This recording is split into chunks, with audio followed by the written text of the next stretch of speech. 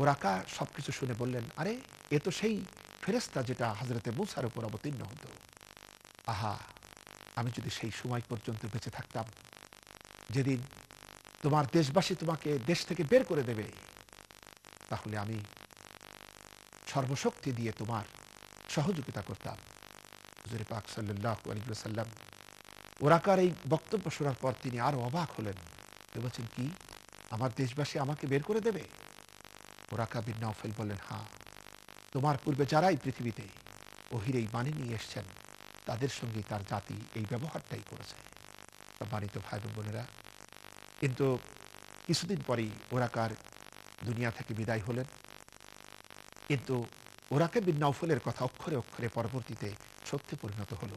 সম্মানিত ভাই বোনেরা, ওরাকার থেকে এই সুসংবাদ এবং হযরতে খাদিজা রাদিয়াল্লাহু তাআলা আনহা থেকে সান্ত্বনা লাভ করার পর হুজুর একটু ভালো বোধ করলেন এবং তিনি চিন্তান্বিত হলেন তার উপরে ওহির গুরুভারের কথা ভেবে। কারণ তখনও পর্যন্ত তার জন্য কি দায়িত্ব সামনে তা তাকে বলা হয়নি, বরং তিনি যে নবী হলেন তার প্রতি বড় একটি দায়িত্ব আসবে, এতটুকুই শুধু জানানো হলো। এর ভিতরে আল্লাহ পাক যেন তাকে এটাই বলতে চাইলেন যে, ও আমার নবী, আপনি যে পেরেশানি বোধ করছিলেন, জাতির মানুষের এই বিপদগ্রস্ততা এবং অসহায়তা এবং এই বেইনসাফি পরিবেশের সংশোধনের জন্য আপনি যে চিন্তান্বিত ছিলেন, এখন আর চিন্তা করার প্রয়োজন নাই। আমার পক্ষ থেকে ওহি এসে গেছে। এই ওহির ভিতরে যেন হুজুরকে এতটুকু বলা হলো যে, এখানে বলা হচ্ছে যে কে আপনার রব এবং তিনি কি করেছেন। তিনি মানুষকে সৃষ্টি করেছেন এবং তিনি জ্ঞান দিয়েছেন কোত্থেকে। এ কথার মাধ্যমে আল্লাহ পাক এটাই বললেন যে, আপনি মানবতার যে সমস্যার সমাধানের জন্য চিন্তান্বিত, যে পেরেশানি বোধ করছেন, সেই সমস্যার সমাধান কেবলমাত্র হতে পারে মানুষের স্রষ্টা আল্লাহ রাব্বুল আলামিনের দেওয়া জ্ঞান এবং তার দেওয়া জ্ঞান বিজ্ঞান দিয়েই এর সমাধান হতে পারে, নতুবা অন্য কিছুর মধ্য দিয়ে নয়। সম্মানিত ভাই এবং বোনেরা, আমরা এই ছোট্ট ঘটনার ভিতর থেকে আমরা যেটা বুঝতে পারি তা হচ্ছে এই যে, হযরতে খাদিজা রাদিয়াল্লাহু তাআলা আনহা কোনো সাধারণ মহিলা ছিলেন না। তিনি তার পূর্বে আন্তর্জাতিক ব্যবসায়ী ছিলেন। তার ভিতরে সব রকমের অভিজ্ঞতা তার ভিতরে ছিল। তিনি যে এত বড় কথা বললেন, হুজুরকে সান্ত্বনা দিলেন, হুজুর বুঝার আগেই হযরতে খাদিজা রাদিয়াল্লাহু তাআলা আনহা তিনি যে আত্মবিশ্বাস নিয়ে কথা বলেছিলেন, তার মাধ্যমে আমরা বুঝতে পারি যে হুজুর সাল্লাল্লাহু আলাইহি ওয়াসাল্লাম নবুয়ত প্রাপ্তি এক মুহূর্ত আগ পর্যন্ত তিনি বুঝতে পারেননি যে তাকে নবী করা হচ্ছে। যে জন্য পরবর্তীতে আরবের জাহিলিয়াতের লোকেরা হুজুরকে অনেক অভিযোগ করেছে, কিন্তু তারা এই কথা বলতে পারেনি যে আমরা আগেই বুঝতাম তুমি নিশ্চয়ই কিছু একটা হওয়ার অপেক্ষা করছো। এরকম কথা বলতে পারেনি।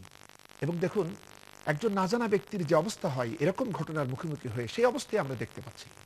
যদি হুজুর পূর্ব থেকেই প্রস্তুতি নিতেন নবী হওয়ার জন্য, তাহলে যে ঘটনা আমরা এইমাত্র শুনলাম এরকমটি হওয়ার কথা ছিল না।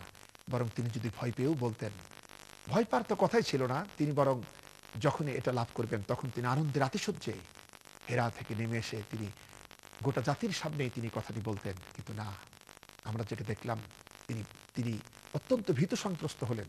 তিনি নিজের জীবন সম্পর্কে আশঙ্কিত হলেন। হযরতে খাদিজার সামনে তিনি কথা তুলে ধরলেন এবং হযরতে খাদিজা তাকে সান্ত্বনা দিলেন। 15টি বছর দাম্পত্য জীবনের পর স্বামীর কোনো কিছু গোপন থাকার কথা নয় স্ত্রীর কাছে। যদি তিনি হুজুর সাল্লাল্লাহু আলাইহি ওয়াসাল্লাম যদি মনে মনে এরকম কোনো কিছুর অভিলাষী হতেন, তাহলে অন্তত হযরতে খাদিজা তা জানতেন। তা হয় নাই। বরং তিনি তো জানেন যে তার স্বামী এটা জানে না। সেজন্য তিনি ওই কথা বলেছিলেন, তাকে সান্ত্বনা দিয়েছিলেন, তার চরিত্রের কথা তুলে ধরেছিলেন। কিন্তু যদি তিনি জানতেন স্বামীর মনের ভিতরে গোপন কোনো অভিলাষ, তাহলে তিনি এরকম বলতেন যে, আপনার কিসের চিন্তা? আপনি ভাবছেন কেন? এতদিন যে জিনিসটা আপনি খুঁজে ফিরছিলেন সেটা তো পেয়ে গিয়েছেন। এখন আপনি নিজের কাজ করুন, আর আমি নজর নেওয়া যা আসবে সেগুলো আমি সামলাই। এরকম কথা হয় নাই। বরং তিনি বলেছেন তার চরিত্রের উন্নতির কথা। এবং তিনি বুঝতে পেরেছেন নবুয়তের মর্যাদা যদি কোনো মানুষের পেতে হয়, তাহলে এই ধরনের চরিত্র বা ব্যক্তিরই পাওয়ার কথা। সম্মানিত ভাই এবং বোনেরা, এরপর আমরা দেখতে পাই হযরত রাসূল সাল্লাল্লাহু আলাইহি ওয়াসাল্লাম তিনি স্বাভাবিক হলেন এবং তিনি ভাবতে লাগলেন কি করা যায়, কি হবে। আল্লাহ পাকের পক্ষ থেকে পরবর্তী নির্দেশনা আসতে থাকলো এবং তিনি হযরতে খাদিজা রাদিয়াল্লাহু তাআলা আনহাকে সাথে নিয়ে তিনি আল্লাহ পাকের প্রথম নামাজ তিনি আদায় করলেন।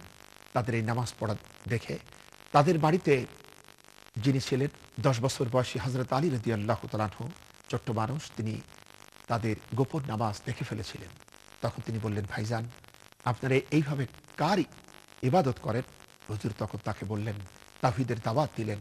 হযরত আলী বললেন, আমি একটু আমার আব্বার সাথে কথা বলে নেই।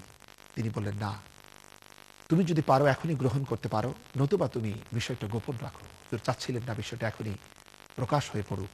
হযরত আলী রাদিয়াল্লাহু তাআলা আনহু চিন্তান্বিত অবস্থায় রাত কাটালেন।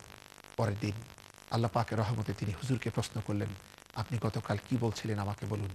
হুজুর তাকে যখন শোনালেন তাওহীদের কথা, রিসালাতের কথা, হযরত আলী রাদিয়াল্লাহু তাআলা আনহু, এই ছোট্ট মানুষটি, ১০ বছরের এই কিশোর বালকটি সঙ্গে সঙ্গে ঘোষণা দিলেন, লা ইলাহা ইল্লাল্লাহু মুহাম্মাদুর রাসূলুল্লাহ সাল্লাল্লাহু আলাইহি ওয়াসাল্লাম। এইভাবে ইসলামে ৩ জন ব্যক্তি তখন শামিল হলেন। হযরত আফিক কিন্দি একটি কথা বলেছেন যে তার ইসলাম গ্রহণের আগে তার সঙ্গে হুজুরের চাচা হযরত আব্বাসের সঙ্গে সম্পর্ক ছিল ব্যবসায়িক সম্পর্ক। হযরত আব্বাস রাদিয়াল্লাহু তাআলা আনহু ইয়েমেন থেকে আতর কিনে মক্কাতে এনে হজের ময়দানে বিক্রয় করতেন। আফিক কিন্দি এই সময় একবার এসেছিলেন মক্কাতে। এসে তিনি দেখতে পেলেন যে এক ব্যক্তি সুন্দর করে অজু করে দাঁড়িয়ে গেল আল্লাহ পাকের ইবাদতে। কিছুক্ষণ পর একটি বালক এসে সেও অজু করে তার পাশে দাঁড়িয়ে গেলেন এবং এরপর একজন মহিলা অজু করে হুজুরের পিছনে দাঁড়িয়ে গেলেন। তখন তিনি আশ্চর্যান্বিত হয়ে আব্বাসকে প্রশ্ন করেছিলেন, হে হে আব্বাস, এটা কোন দিন আর এরা কারা? হযরত আব্বাস রাদিয়াল্লাহু তাআলা আনহু বলেছিলেন, এই ছেলেটি হচ্ছে আমার ভ্রাতুষ্পুত্র মুহাম্মদ। সে মনে করে যে আল্লাহ পাক তাকে নবী করেছেন, আর মহিলাটা হচ্ছে তার স্ত্রী, আর বাচ্চাটা হলো আমারই ভাইয়ের ছেলে। এই দুজন তার দ্বীনকে গ্রহণ করেছে। হযরত আফিক কিন্দি পরবর্তীতে আফসোস করে বলেছিলেন, আমি যদি ওই সময় ইসলামটা গ্রহণ করতাম, তাহলে অন্তত আমি চতুর্থ ব্যক্তি হতে পারতাম।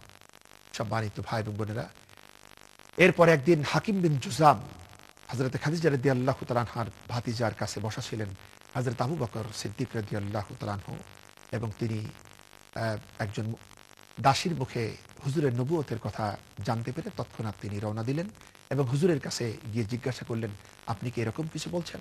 হুজুর যখনই বললেন, আমি আল্লাহর রাসূল এবং আল্লাহ হচ্ছেন এক এবং একক, শোনামাত্রই হযরতে আবু বকর সিদ্দিক রাদিয়াল্লাহু তাআলা আনহু ইসলাম গ্রহণ করে নিলেন। হুজুর বলেছিলেন, যত মানুষের কাছে আমি ইসলামের দাওয়াত দিয়েছি তারা ইতস্তত করেছে, কিন্তু একমাত্র আবু বকর রাদিয়াল্লাহু তাআলা আনহু শোনামাত্রই আমার এই দ্বীন ইসলামকে তিনি গ্রহণ করেছেন। এরপরে তাদের বাড়িতে ছিলেন কাজের মানুষ হিসাবে হযরত যায়েদ রাদিয়াল্লাহু তাআলা আনহু, তিনিও ইসলাম গ্রহণ করেছিলেন। প্রাথমিকভাবে এই 4 জন মুসলমান রাসূলের পাশে এসে দাঁড়ালেন। সম্মানিত ভাই এবং বোনেরা, এই 4 জনকে দেখতে মনে হয় খুবই নগণ্য সংখ্যক, কিন্তু মানগত বিচারে এটা সত্যি অসাধারণ। হযরত খাদিজা রাদিয়াল্লাহু তাআলা আনহা ছিলেন, তিনি সম্মানিত একজন মহিলা এবং তিনি ছিলেন গোটা জগতের মহিলাদের সম্মানিত প্রতিনিধি। এভাবে আমরা চিন্তা করতে পারি।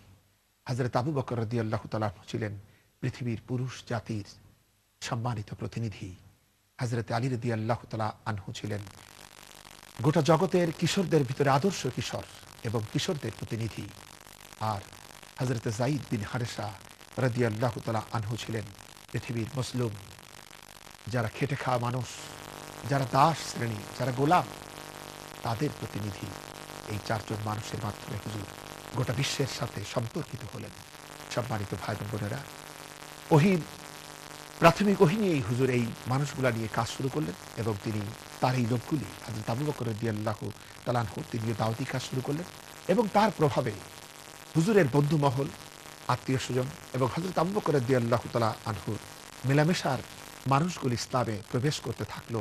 তার ভিতরে যারা এসেছিলেন তখন হযরত উসমান বিন আফফান রাদিয়াল্লাহু তাআলা আনহু, হযরত আব্দুর রহমান বিন আউফ রাদিয়াল্লাহু তাআলা আনহু, হযরত তালহা রাদিয়াল্লাহু তাআলা আনহু, এইভাবে আশরায়ে মুবাশশারার অন্তর্ভুক্ত যেসব সাহাবারা পরবর্তীতে অন্তর্ভুক্ত হতে পেরেছিলেন, তাদের সবাই এইভাবে তারা ইসলামে দীক্ষা নিলেন।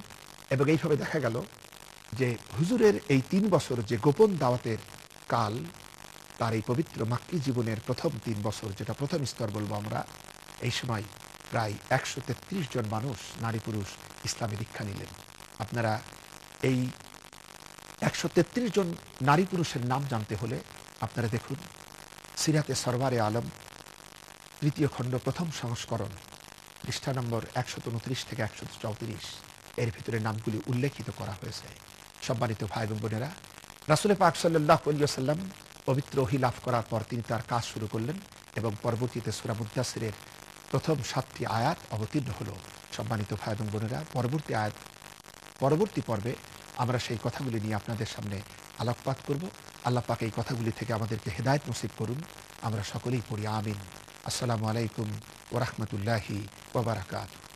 يا أيها النبي إنا أرسلناك شاهدا ومبشرا ونذيرا وداعيا إلى الله بإذنه وسراجا منيرا وبشر المؤمنين بأن لهم من الله فضلا كبيرا